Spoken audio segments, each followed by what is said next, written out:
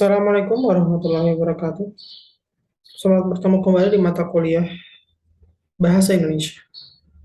Hari ini, di pertemuan kedua, saya atau mungkin kita, mungkin ya, kami akan menjelaskan atau berbagi informasi tentang teks akademik dan fiksi.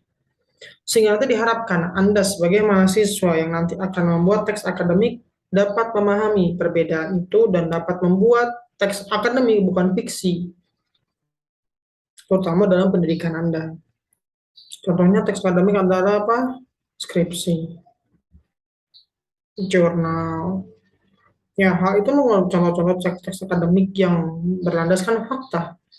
Sedangkan fiksi berlandaskan cerita yang belum tentu kebenarannya. Sedangkan teks akademik berlandaskan pada realitas yang Anda temukan dan Anda teliti serta Anda harus mempertanggungjawabkannya sebagai sebuah kebenaran akademik lewat berbagai macam metode, teori, pengambilan data dan sebagainya. Ya, sehingga kesimpulan yang Anda dapatkan adalah kesimpulan dari akademik penelitian Anda yang dapat membuat ilmu yang Anda dapatkan di dalam kampus dapat berkembang, terus berkembang dari masa ke masa. Ya. Kita mulai. Teks akademik. Ya.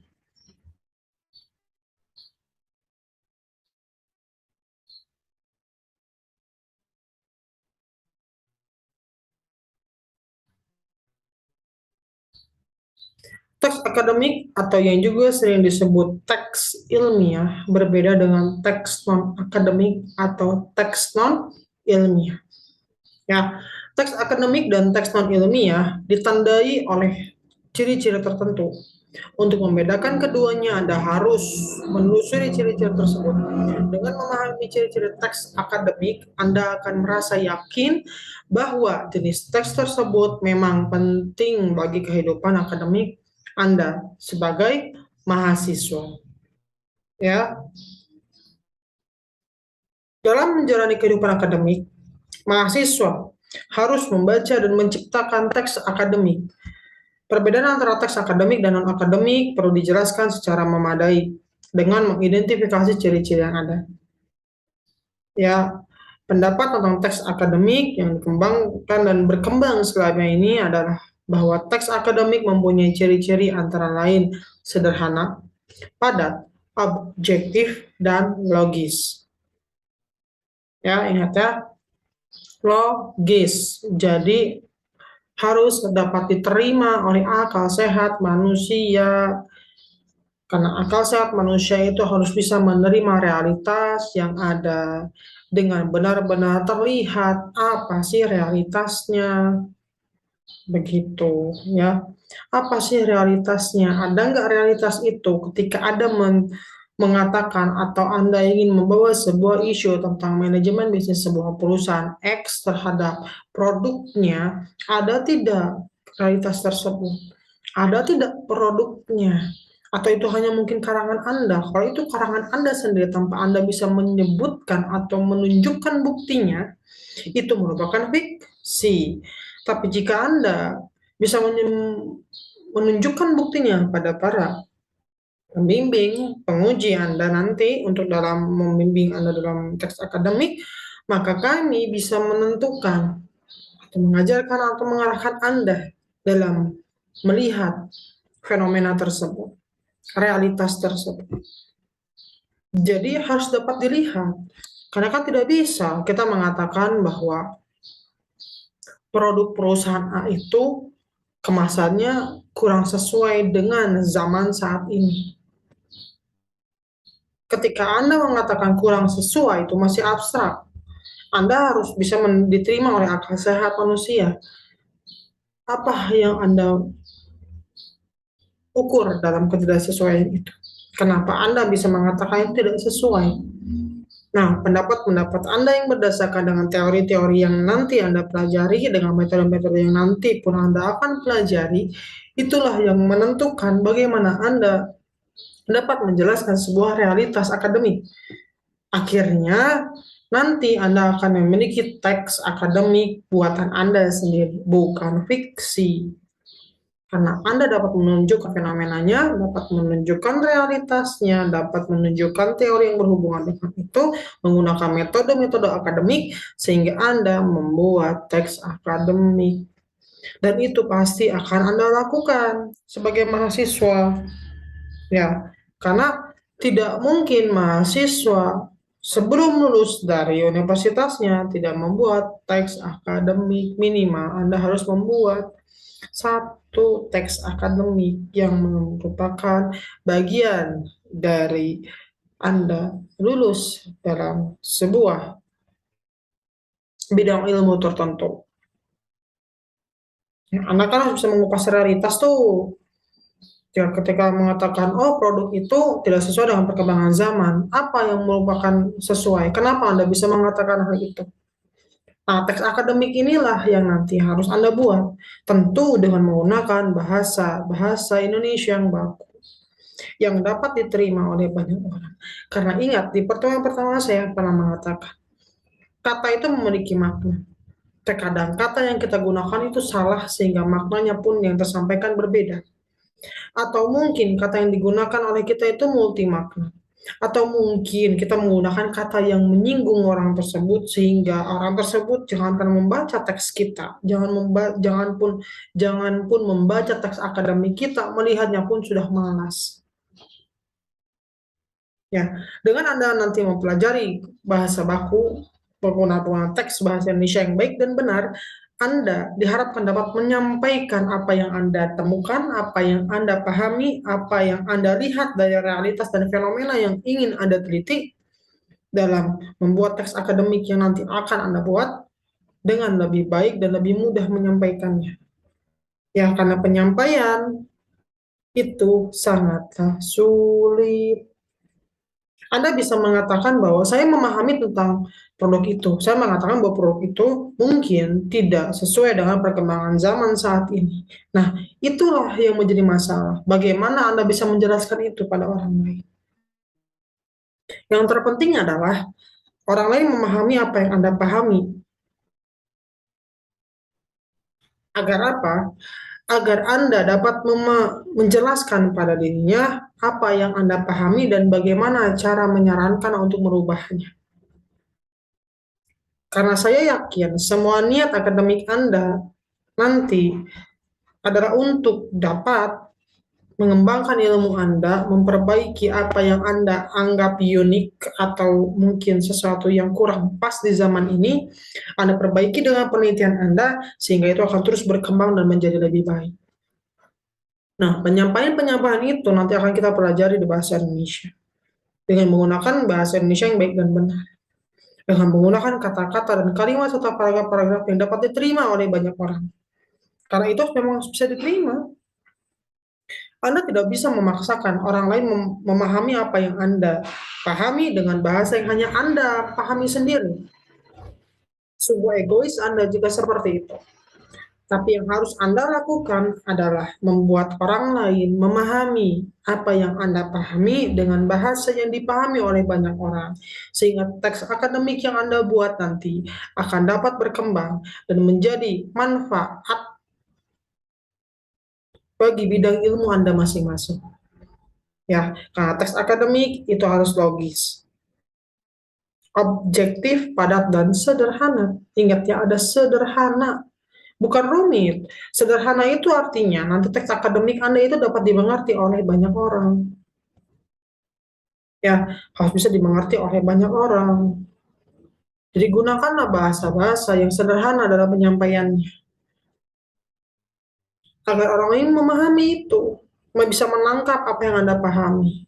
Bisa memahami apa yang Anda pahami. Sehingga nanti mungkin dia akan mendukung Anda. Mungkin Anda dalam melakukan penelitian dalam teks akademik Anda itu mengalami sebuah mengalami sebuah kesulitan. dalam mencapai goals Anda. Anda mungkin hanya setengahnya nih baru bisa Anda lihat. Atau mungkin Anda di zaman Anda itu full. Tapi di zaman nanti yang berkembang nanti mungkin teori-teori atau yang telah Anda teliti itu akan terus berkembang.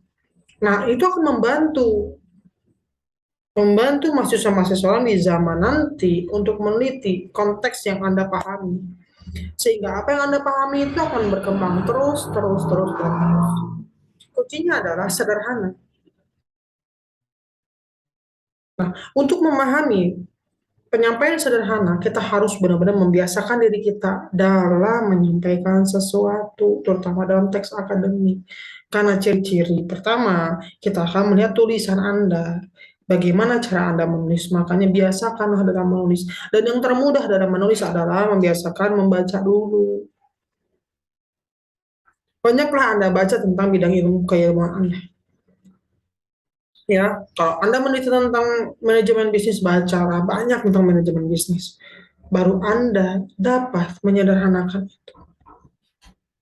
Kedua, cara termudah agar Anda dapat menyederhanakan segala apa yang Anda pahami agar bisa diterima oleh orang lain adalah dengan banyak menerima pendapat orang lain.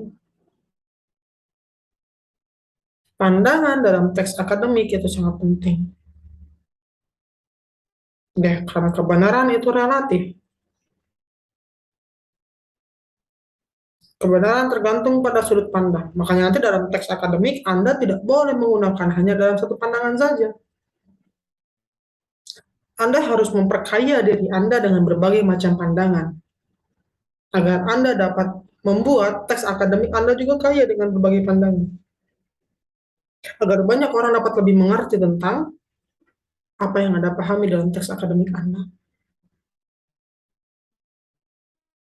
Ya, jadi itu yang nanti akan kita pelajari dalam teks akademik. Dan pasti Anda akan membuatnya. Saya sudah memberikan contoh-contohnya. Dan yang akan Anda buat malah ya, yang akan Anda buat salah satu dari teks akademik nanti yang menjadi tugas akhir Anda mungkin ya. Saya akan menggiring Anda pada hal itu. Jadi kita akan langsung belajar dari apa yang Anda tulis. Kita akan menyederhanakan apa yang Anda pahami. Kita akan mulai mengobjektifkan apa yang Anda lihat. Karena realitas itu masih abstrak. Kita akan belajar bagaimana cara Anda untuk mengupas berbagai macam realitas sosial yang Anda temukan.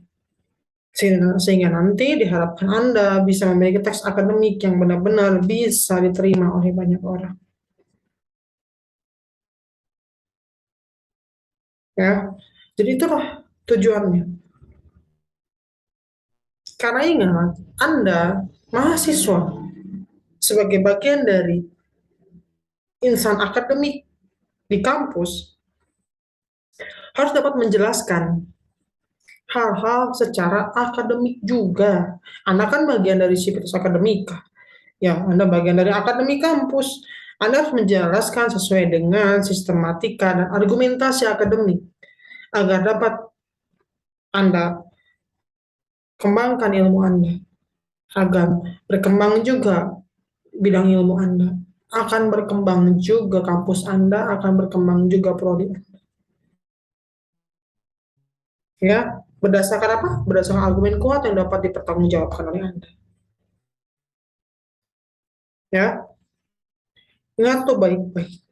Karena teks yang sederhana tapi mudah dipahami akan lebih gampang berkembang dibandingkan teks yang sangat rumit untuk dipahami. Ya,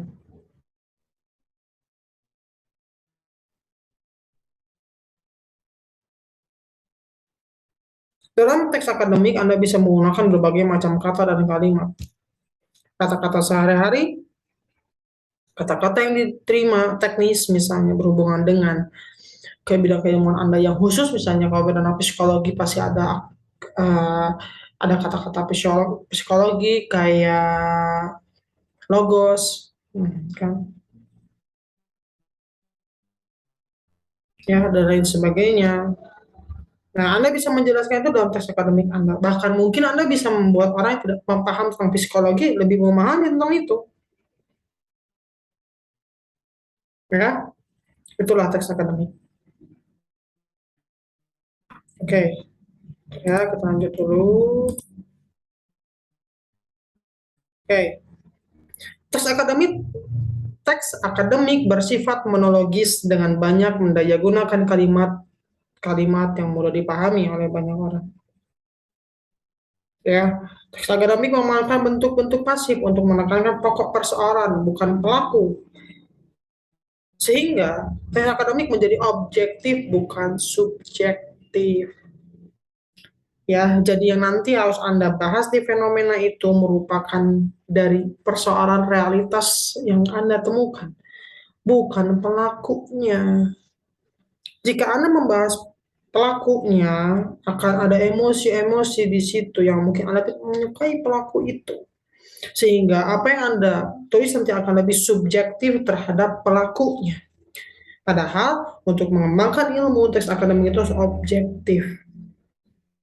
Yang kita kupas adalah realitas sosialnya, fenomena sosialnya, apa yang kita temukan, apa yang ingin kita lihat, apa yang ingin kita bedah dengan menggunakan bidang-bidang keilmuan kita masing-masing.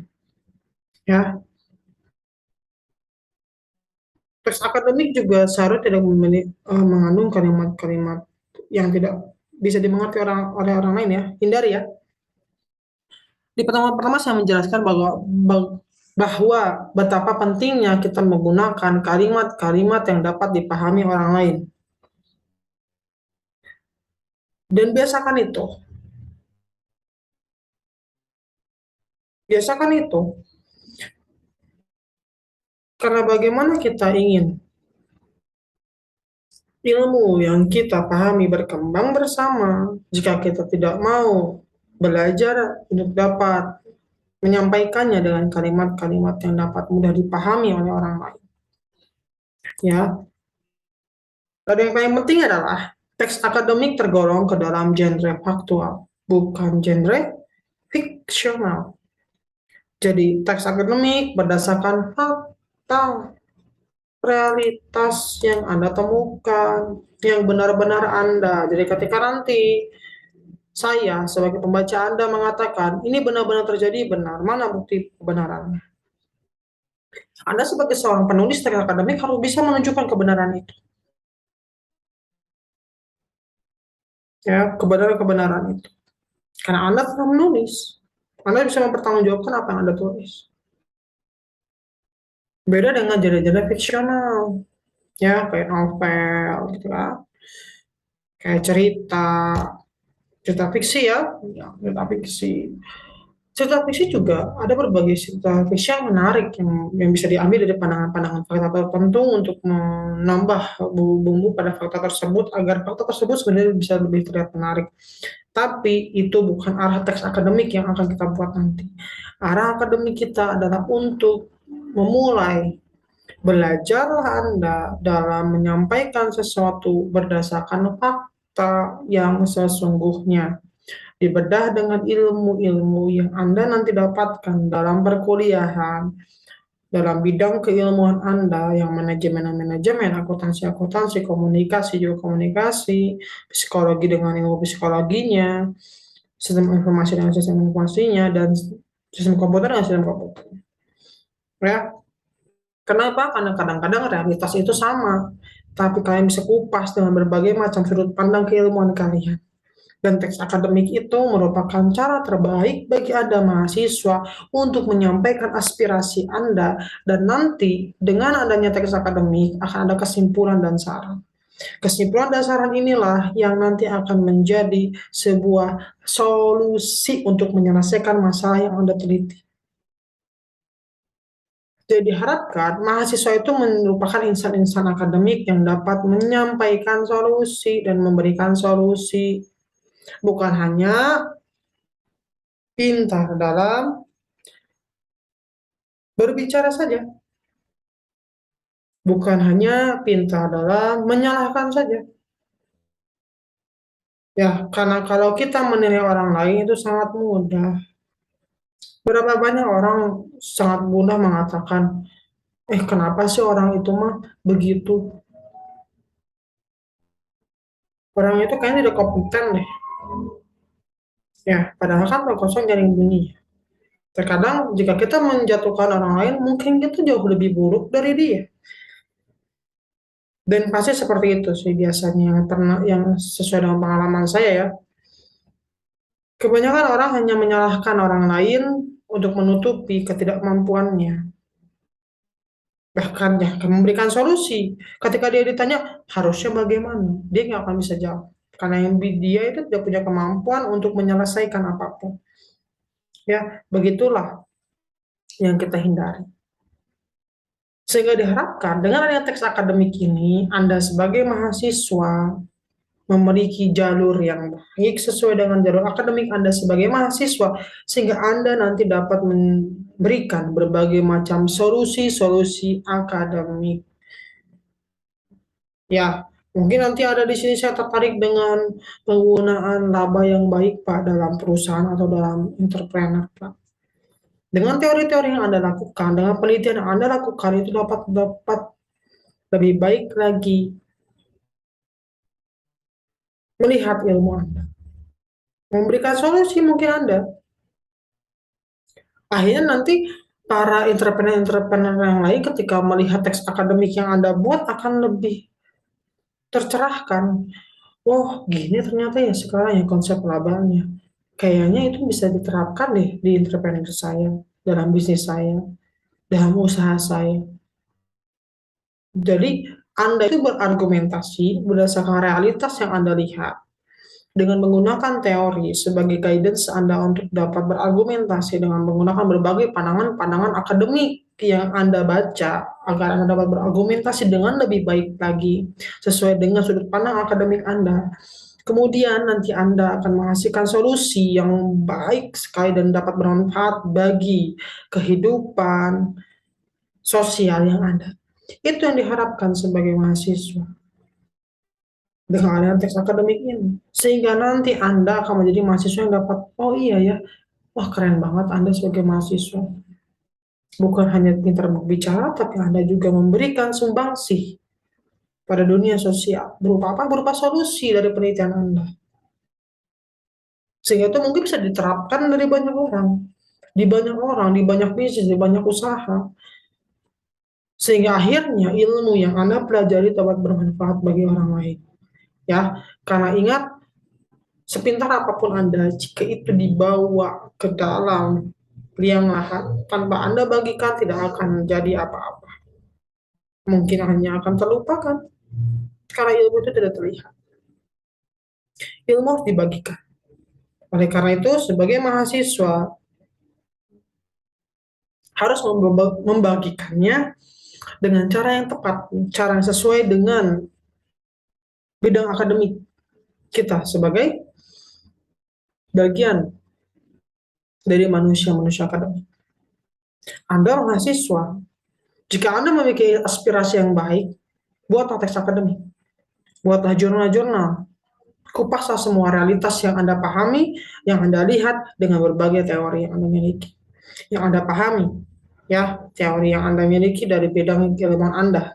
Misalnya Anda bidang manajemen, Anda menggunakan teori manajemen. Anda teori orang psikologi, Anda menggunakan teori psikologi untuk mengupas teori itu. Ya, sehingga Anda pun akan bertambah pengetahuannya dan pengalamannya terhadap bidang keilmuan Anda. Bidang keilmuan Anda pun akan bertambah pengetahuannya dan akan terus berkembang ilmuannya. Karena realitas itu mungkin berbeda dengan apa yang Anda pelajari. Tapi dari situlah nanti Anda akan melihat, oh ternyata akademik ini bisa kita gunakan secara lebih baik lagi dalam menyampaikan aspirasi kita sebagai seorang mahasiswa dengan cara yang baik, cara yang sopan, cara yang dapat dipertanggungjawabkan dan dapat memberikan solusi bagi kehidupan sosial. Ya, itu yang terpenting. Makanya teks akademik ini kita pelajari. Teks akademik berawal dari fakta. Ingat itu baik-baik. Ya, makanya kenapa selalu dibicarakan kan, benar gak ini? Anda dapat dari mana sumbernya? Jangan-jangan hanya karangan Anda sendiri.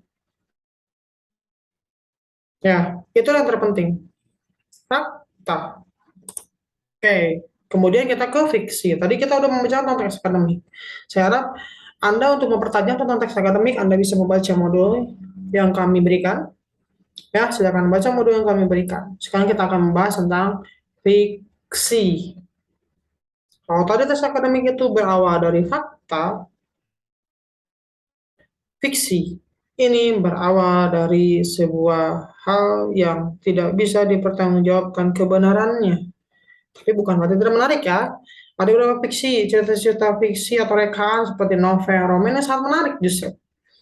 Tapi yang paling bahaya adalah Anda membawa hoax, berita tidak benar sebagai bagian dari akademik Anda.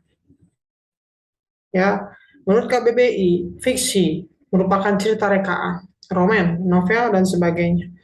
Rekaan atau hayalan tidak berdasarkan kenyataan. Fiksi merupakan pernyataan yang hanya berdasarkan hayalan atau pikiran. Ya, beda kan?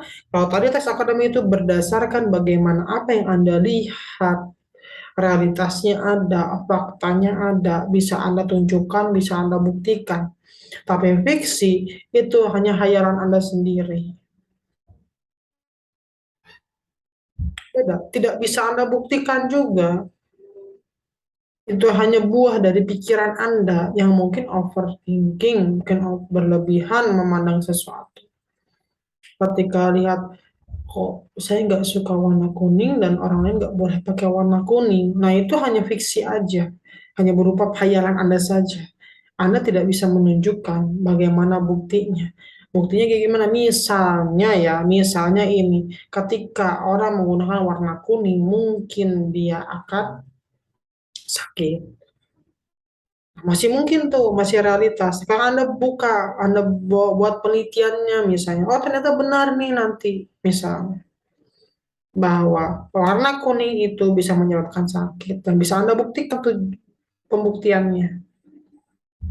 Itu merupakan bagian dari fakta.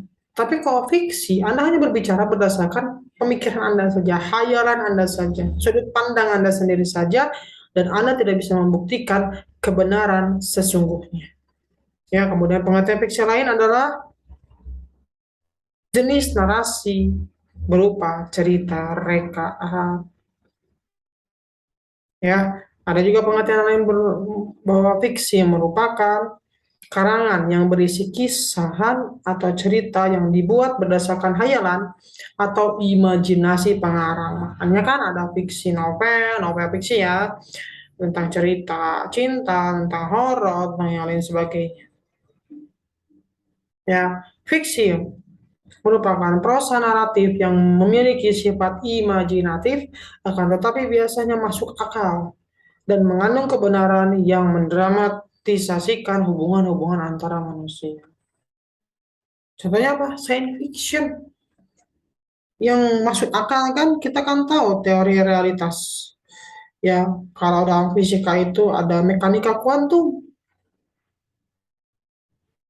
Meskipun contohnya apa? Contohnya adalah ruang dan waktu. Ada beberapa teori fisika yang mengatakan bahwa manusia itu bisa, secara teori bisa kembali ke masa lalu. Ada teori lubang hitam. Ya, pertama yang paling keren sih itu apa, kembali ke masa lalu ya. Nah, itu kan fiksi kan? Fiksi. Karena sampai sekarang belum ada orang yang menggunakan mesinnya itu atau bisa membuktikan oh ini loh mesin untuk kembali ke masa lalu. Dan didukung juga dengan paradoks-paradoks lain dalam kembali ke masa lalu itu dengan grandfather paradoks. Silakan Anda baca sendiri, itu sangat menarik. Itu fiksi tapi sangat masuk ke dalam realitas dan masuk akal sebenarnya. Secara teori ya, secara teori, tapi belum tentu itu bisa dibuktikan kebenarannya. Karena kebenaran yang benar-benar dalam dunia akademik ada kebenaran yang dapat dibuktikan. Kalau misalnya benar-benar bisa kembali ke masa lalu, mana alatnya, bagaimana caranya, dan siapa yang pernah melakukannya. Ya, kebenaran itu penting dalam konteks akademik ya, bukan dalam konteks cerita fiksi loh. Oke, karena kita akan memberikan solusi, kita sangat sulit memberikan solusi pada sesuatu yang tidak benar adanya. Tapi kita akan mudah memberikan solusi dan harus dapat memberikan solusi pada sesuatu yang benar adanya. Oke? Bedanya udah tahu ya? Terus, ciri-ciri fiksi, terdapat unsur cerita, situasi dalam bahasa tidak homogen, dia tidak sama tuh, terdapat kejadian yang diceritakan. Susunan peristiwanya ditata secara kronologis. Cerita ini ditampilkan dalam fiksi dalam bentuk cerita fiktif. Apabila mempunyai kesamaan dengan kenyataan bahwa kebetulan belaka, kebetulan belaka, fiksi ditampilkan dengan urutan kronologis, menjadikan penggambaran situasi konflik dan rasa ingin tahu dari pembacanya. Ya, jadi fiksi itu selalu disusun sesuai dengan kronologis. Seperti novel-novel fiksi yang pernah saya baca tentang novel-novel, saya pernah baca tentang salah satunya Raja Terakhir Mesir kuno. Ya, cerita mistis Raja Terakhir Mesir kuno. Kan kemistisan itu sampai sekarang hanya sama seperti mitos, belum bisa dibuktikan kebenarannya. Tapi itu disusun secara kronologis, diceritakan dulu awal mula terjadinya itu, kenapa bisa terjadi mitos tersebut, akhirnya nanti mitos tersebut terus ada dan banyak cerita orang-orang yang mengatakan bahwa mereka melihat itu di piramida-piramida tertentu, di salah satu piramida tertentu dan lain sebagainya. Itu sebenarnya membuat orang tertarik untuk membaca itu, tapi itu bagian dari fiksi, karena itu mengambil sudut pandang mitos yang tidak bisa dibuktikan realitasnya saat ini dalam konteks akademik saat ini. Nah, itulah bedanya. Sedangkan realitas akademik harus Anda bisa Anda buktikan ketika Anda melakukan penelitian, ketika akan ditanya terutama, benar nggak sih ini ada? Kenapa Anda mengatakan warna kuning itu tidak baik bagi manusia misalnya? Anda bisa membuktikan, ini penelitiannya, begini hasilnya, ini sampelnya, dan ini contoh penyakit-penyakit. Itu. Jadi, teks akademik itu berasal dari fakta, sedangkan fiksi itu berasal dari karangan belaka. Mitos-mitos sebagai sumber dari cerita yang ingin dia buat. Kan kita nggak pernah tahu siapa sih yang pernah hidup di zaman Mesir kuno dulu. Si penulis ini, dia mengambil berbagai mitos-mitos tertentu untuk menjadi bagian dari kronologi cerita yang dia buat. Ya, sehingga dia bisa menyusun secara sistematis apa yang dia buat dalam novel fiksinya.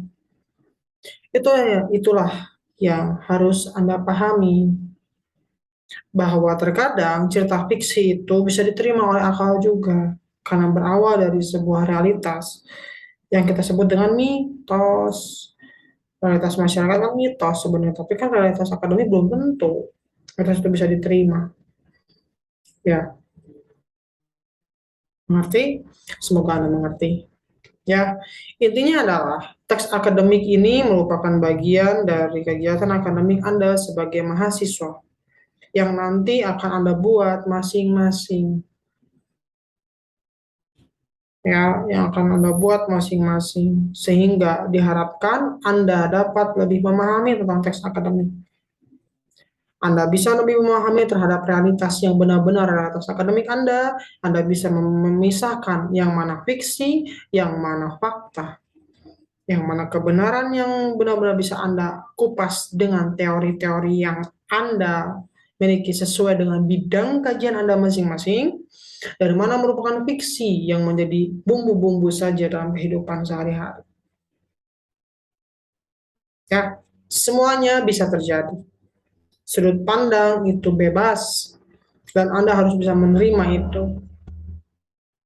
Begitulah pentingnya akademik.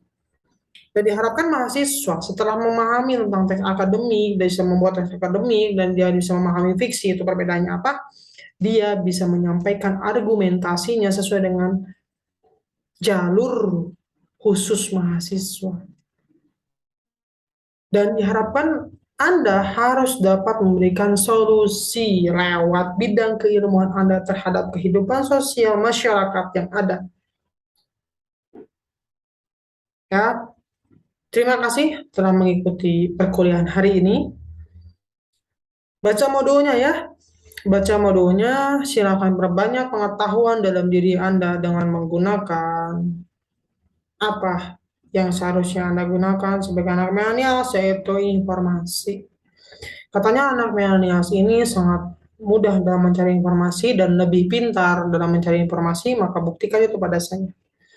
Berbanyak informasi tentang apa yang Anda pahami untuk mempertajam keilmuan Anda. Ya, tentang bidang-bidang kajian ilmu Anda masing-masing, silahkan baca buku-bukunya, baca jurnal-jurnalnya, carilah informasi-informasi yang dapat memperkaya pengetahuan dan pengalaman Anda di akademik ini. Ya, mohon maaf jika ada kesalahan. Semua contoh yang saya berikan adalah merupakan contoh perkuliahan. Tidak ada maksud untuk menghina atau menjatuhkan kelompok-kelompok tertentu atau paham-paham tertentu atau kata-kata tertentu. Ya, hanya sebagai contoh agar Anda mengerti apa yang saya jelaskan. Terima kasih semuanya. Assalamualaikum warahmatullahi wabarakatuh.